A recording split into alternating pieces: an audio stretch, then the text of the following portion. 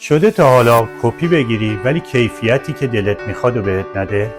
بریم ببینیم مشکلت چیه. دستگاه رو خاموش میکنیم، باب شیشه اسکن رو خارج میکنیم، 2 تا بست داریم، بسته رو باز میکنیم،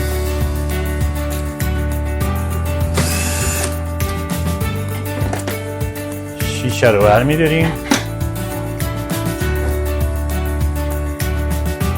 3 تا آینه داریم. این 3 تا به علاوه رفلکتورمون رو تمیز میکنیم. آینه اینجا پایینی و این به علاوه رفلکتورمون رو تمیز میکنیم. مشکلمون برطرف خواهد شد.